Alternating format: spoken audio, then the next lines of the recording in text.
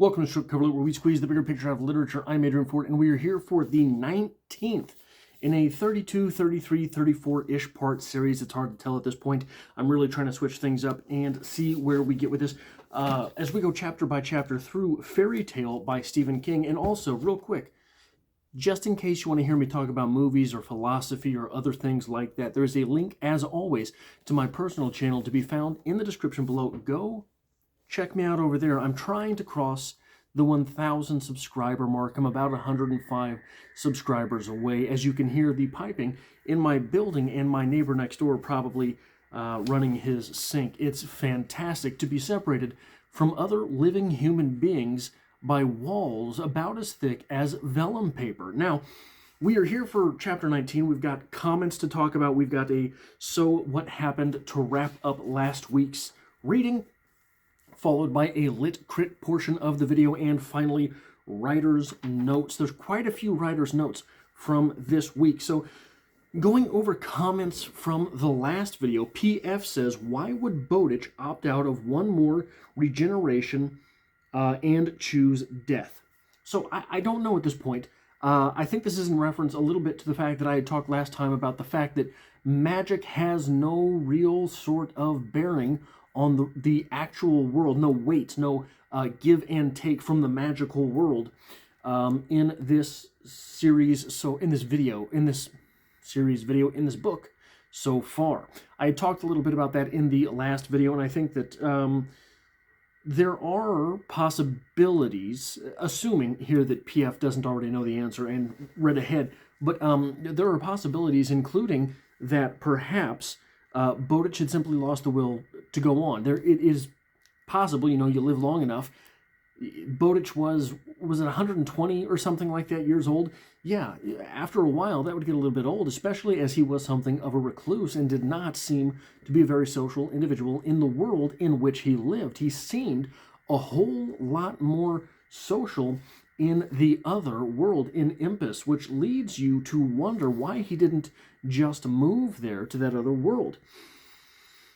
But we also have the possibility that perhaps he had simply aged too much between trips to actually make the trek, go through all of the risks that it took to be there, and did not mean to get as old as he did, but realized, hey, I really can't make the trip this time. MB says, thoughts on Charlie fighting for his promise to God. I had totally forgotten about that aspect of this story, and I think that's really sort of indicative of some of the problems that I have with this book. It seems like so much is thrown in to just have it thrown in. There's so many things going on just to be going on. There are so many different elements of this story which seem to be put in this story just to have them, because nothing is concrete enough to stand on its own. None of the character motivations can stand on their own. None of the actual things going on are compelling enough on their own. We just keep heaping things on top. Things like this promise that Charlie had made to God. It did not need to be there. It has not really factored in so far in this story yet. So I am not 100% sure where we're going with it and whether or not it will become a part of this story. I had also questioned a little bit last time in that video that Charlie's connection to Radar and why he has this sort of nagging want to take care of Radar, and said that it didn't make much sense. And MB suggested that perhaps he has a heightened attachment to Radar because of childhood trauma. He did, Charlie, go through a great deal of childhood trauma, but Radar was not present for any of it, and neither were any other dogs. So I know I am taking that on a very surface sort of level, but really, when you look into it, there's no actual... Charlie is not in any other way stunted by the things that happen to him. In fact, there are some people who seem to be advanced by the things that happened to them in their youth, and Charlie seems to be one of those people who indeed grew up very fast because of the situations in which he was put. That seems to be a designated character trait of Charlie, not something that just seems to be there by happenstance. So I fail to see that so the real connection there for someone like that is like being stunted and wanting the cuddly thing, right? Kids who hang on to stuffed animals for too long, quote unquote. He doesn't have any other marker like that, and he never had those markers until he met Radar. Flobo had said on the reciprocity of magic that I had talked about earlier in this video, that I referenced earlier in this video, that I talked about in last video, that in the Harry Potter books, like I said, there's no real weight from the other world. He says that there is in the books, a bit, in the Harry Potter books, there is a bit of the magical world weighing on the world in which Harry Potter exists. And I think, if I'm not mistaken, it's been a very long time since I have really delved into Harry Potter, and I only read it once and I did not enjoy a single page of it. But if I remember correctly, it is, like Flobo says, only a bit. It's only a bit that magical world weighs on the real world. And in addition to that, it comes up very late in the series. Now, so what happened in this week's reading? Well, Radar is feeling better than Charlie had ever known her. But the two are desperately lost in Impus. They come across what used to be a statue of maybe a king and a queen with a butterfly between them. Charlie gets the idea to climb atop and see if he can't find his bearings. He finds none and decides to use the shadows and the passage of time to figure out a little bit more, what direction they're going, what direction they should be going, things like that. He falls off the statue and decides the ground is too soft for the three-wheeler to continue along with them. The two then begin to run.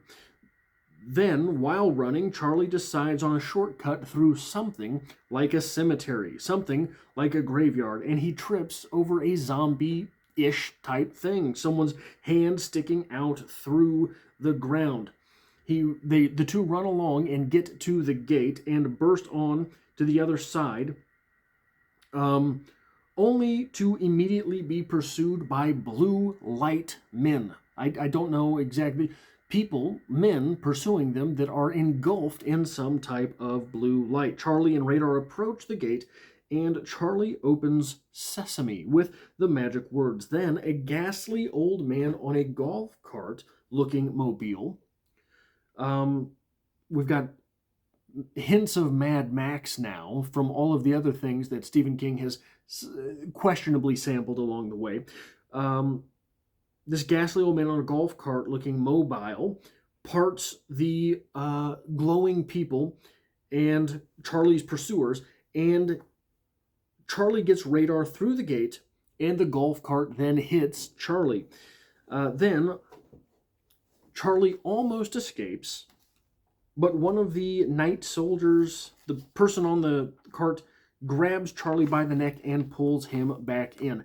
Moving on to Lit Crit, we have on 339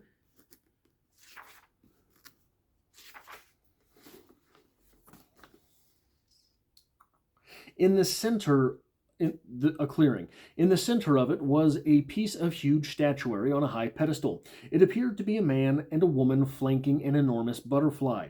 But like all the other works of art I'd encountered in Lilimar, not to mention the poor murdered mermaid, it had been mostly destroyed. The head and one wing of the butterfly had been pulverized. The other wing had survived, and based on the way it had been carved, all color was gone if there ever had been any. It was a monarch. The man and woman might have been a king and queen in days of yore, but there was no way to tell because both of them were gone from the knees up. Now, monarch butterfly, but also monarchy, a political system based upon the undivided sovereignty or rule of a single person. Monarch butterflies, on the other hand, are generally a symbol for beauty and change. Ironically here, much to Stephen King's credit, change and undivided power are sort of antonyms. So we have here a symbol which has been sort of not ham-fistedly, but very obviously placed into this story, the symbol of the monarch, the symbol of undivided power, but also the symbol of change and beauty. So, is this uh, a single symbol that is both sides of this argument? Is this a single symbol that is representative of the old Lillimar, the beauty and the change aspect, but also the new Lillimar, which is the undivided sovereignty of one ruler? That one ruler we have yet to meet. On 343, I tripped over a gravestone and went sprawling. I started to get up, then froze, at first not believing what I was seeing. Radar was barking wildly. A desiccated hand with yellowing bone showing through torn skin emerged from the ground. It opened and closed, clutching and resisting little flowers of wet earth. When I saw such things in horror movies, I just laughed and hooted along with my friends and grabbed more popcorn. I wasn't laughing now. I screamed. And the hand heard me. It turned toward me like a radar dish clutching at the darkening air. Stephen King has re-entered the chat. This is on a critic level, on a whether or not I enjoy this text level. These are the sorts of things that have been so conspicuously absent from a text where Stephen King had all of the excuse in the world to just go heavy-handed on the spooky stuff, on the scary stuff, on the otherworldly, on all of these sorts of things that you would imagine Stephen King would be very keen to represent in a completely fictional and fantasy world. He has not thus far done these things. But these things, paragraphs like this, are the things which, so going a little meta here, these are the types of things that I think if Stephen King is going to, it seems like Stephen King was writing this so far in order to go this route and have a YA type series of books. If that is the case, and King continues on this road, I hope that this is the type of thing that future installments of this series deliver. These types of horror tropes in a fantasy world expressed as only Stephen King would express them. Now, critically, the big idea from this chapter that I want to talk about a little bit, what is the rest of this book? We have Charlie getting captured, so we're assuming that moving forward, whatever is his capture and rescue and the things that come up in between, like we have some, I hope you get caught and put in the whatever that was yelled at Charlie last chapter. I can't remember off the top of my head. I should have looked it back up, but I did not. I failed to do so. I apologize. Whatever this sort of competition is that Charlie is headed towards is probably going to make the meat of the rest of the book. And here is another sort of problem along the same lines as we talked about earlier. These are things that Charlie has adopted in this book. These are things that Charlie has adopted in this book. Charlie did not come into this book with Radar. Now, Radar means the world to him. Charlie did not come into this book with Bowditch. Suddenly, before Bowditch died, Bowditch meant the world to Charlie. Charlie did not come into this book with Impus, this attachment to another world. Suddenly, Impus is all that matters to Charlie. Now, we are going to be dragged along as something else that did not matter to Charlie coming into this book suddenly is thrust upon Charlie. This is sort of the reason that some of the things feel very hollow here. This is one of the reasons that things seem to have no real weight to them in this book. Everything that's big to Charlie is found in this book. Not only that, but everything that meant something to Charlie before this book is pretty quickly abandoned. All of the sports that Charlie played, gone. All of the friends that Charlie had in school, gone. Dad, abandoned. Everything that had meant anything to Charlie before this book are completely absent from here. Now, moving on to writer's notes.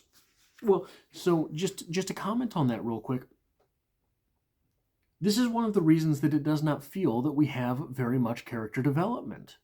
Because we with Charlie, have not worked on anything. Everything that we have seen from Charlie at the very beginning of the book, here we are, midway through the book, all that's gone. Everything that means anything to Charlie inside the book started right around here. Now we're here, and everything else is gone. Radar's gone. Impus is the big deal, but not Impus and the people we've met in Impus so far, the people who are going to be manipulating Charlie going forward. So that is sort of why nothing feels like there's a great consequence. Nothing really mattered to Charlie. We are in this world with Charlie, so going forward, what are we to make of our investment, our 400-ish, 350-ish page investment thus far? It's all gone. On page 337, in the writer's notes aspect of this book, this chapter opens up, "The trouble with dogs. The trouble with dogs, supposing you don't beat or kick them, of course, is they trust you." Stephen, you're about 20 years late on this type of opening line being an eye-catcher. This is very Chuck Palahniuk type of writing, and it's something that is not really befitting of Stephen King.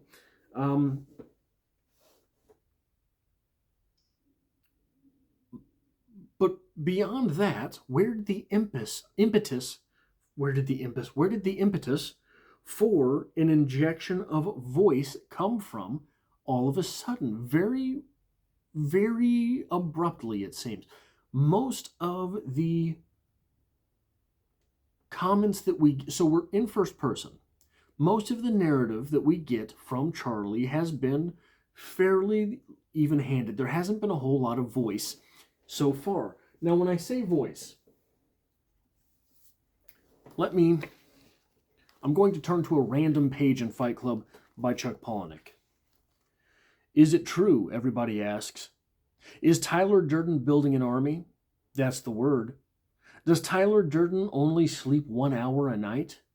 Rumor has it that Tyler's on the road starting fight clubs all over the country. What's next? Everybody wants to know. Do you feel how quick the voice comes out of that writing? And even the very beginning of this book is very emblematic of that type of writing as well. The book opens as such. Tyler gets me a job as a waiter. After that, Tyler's pushing a gun in my mouth and saying the first step to eternal life is you have to die. For a long time, though, Tyler and I were best friends. People are always asking, did I know about Tyler Durden? How quick that voice is injected into this story. We don't really have that from Stephen King in this novel, which isn't a bad thing necessarily. Charlie has delivered us a very clean and straightforward narration. But then, all of a sudden, on chapter 19, the trouble with dogs, the first thing we get in the chapter is just sort of jarring. Moving along, on page 339, only buildings crowding in, some smashed, some merely vacant, all somehow hungry. The only sound was that faint, dull whispering. If it had been constant, I might have been able to get used to it, but it wasn't. It came in bursts, as if I were passing congregations of unseen dead. That terrible afternoon, I can never convey to you how terrible, seemed to go on forever. This is a very good dichotomy of a very good example of the dichotomy of writing. Oftentimes, what will beset a writer is the dichotomization of the things they're putting on the page. Sometimes that writer shows us something, and the compulsion comes very shortly thereafter to tell us because maybe we didn't get the picture. Here, Stephen King does just that. This first paragraph, only buildings crowding in, some smashed, some merely vacant, all somehow hungry. The only sound was that faint, dull whispering. If it had been constant, I might have been able to get used to it, but it wasn't. It came in bursts, as if I were passing congregations of the unseen dead. That paragraph is showing us the dread that Charlie is going through. We feel that dread with him. We are experiencing those voices as he goes. We are feeling his paranoia that they are the unseen dead. We are picking all of this up because it's shown to us. And because these things are shown to us so very clearly here by Stephen King, we feel them. They are shown to us so we feel the emotions that Charlie is going through. But then, the very next sentence after this, he kills that sense of dread by telling us, that terrible afternoon, I can never convey how terrible it was, seemed to go on forever. No, Stephen, you were doing so well. Stephen King is so good at this. Stephen King is so good at injecting that dread, that fear, that paranoia into his reader. And he does it here, and I mean, this must be 40, 50 words. Only buildings crowding in, some smashed, some merely vacant, all somehow hungry. The only sound was that faint, dull whispering. If it had been constant, I might have been able to get used to it, but it wasn't. It came in bursts, as if I were passing congregations of the unseen dead. That we feel. We're right there with Charlie. Give us more of that. The more of that you give us, the more real this book feels. The less able we are to escape it. The more impetus wears on us when we are not in there. But when you give us little bits, that terrible afternoon, I can never convey how terrible, seemed to go on forever. That's quaint writing. And it's telling. It is not showing. We don't feel that. We're not there for that. We are not present in that moment like we are with the first paragraph from this quote. Further, with this sort of idea on 342, we get this paragraph. The buildings looked to me like warehouses.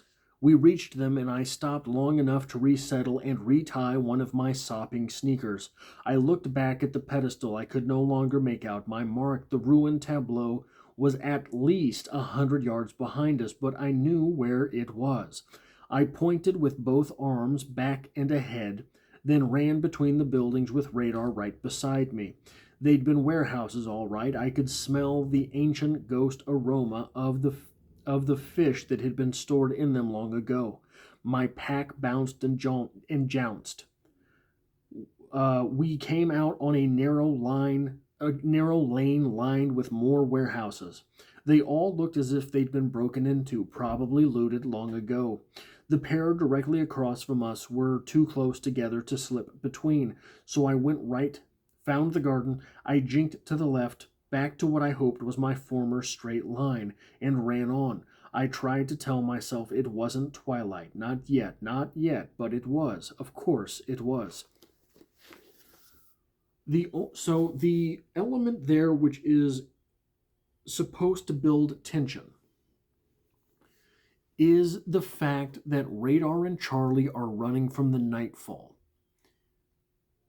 But it's lost in a relatively long paragraph simply from description. So if I'm going to reference other writers, Chuck Palahniuk, again, is very good at this. He's very good at building tension through very short, very choppy paragraphs. Now, Stephen King in this book has adopted shorter sentence structures than normally he does use. But this is a very good place where short, choppy paragraphs would have moved things along. Reading this, it's almost impossible to remember why we're running. It's almost, and this is just pages away from an incredible description of paranoia from Charlie, an incredible description of tension coming from Charlie, coming directly from our narrator. We're just pages after that, and we've already lost it. We've already lost it because he's talking about warehouses, and I can smell the warehouses and the fish that used to be in there. You know, my backpack was bouncing along. There's no real drive to this writing. And in my opinion, a lot of the tension is lost herein. And on 343, the final little criticism that I have here comes on page 343. Radar is complaining. She's growling and barking and all of the like, as Charlie is trying to get her to come along, and he says, "I don't like it either, girl, but we have to, so come on." She came. First of all, phrasing. Stephen, phrasing. She came? Okay. Second, this is another moment where showing us would have been fruitful. She came. Okay, what does that mean? Break that down. You put that into words, and John Gardner in The Art of Fiction calls fiction a vivid and continuous dream. What that means is that the reader is constantly viewing the movie of the book in their own head. When you use a phrase like "she came," what it conveys is basically to the reader teleportation. Radar here, radar here. She came, she was there. Instead, one of the very simple tricks of writing to show instead of tell, and really the reason you show instead of tell is to continue that vivid and continuous dream, is to put the reader emotionally inside your story.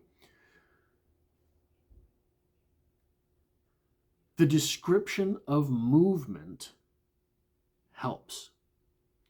What does Radar do? What do the two words "she came" mean? Radar sniffed the ground and looked high in the sky. Seemingly shaking her head back and forth, she trod one foot in front of the other, slowly at first, before deciding to sprint to close the gap between us. Something like that. What you do is you build that hesitation in Radar, and it builds the hesitation in your reader. Radar being there for this experience puts your reader in this experience. That is all I have for this, the 19th in what will be a 32-ish, 34-ish part series as we journey chapter by chapter through Fairy Tale by Stephen King, and I hope to have you here next week for chapter 20.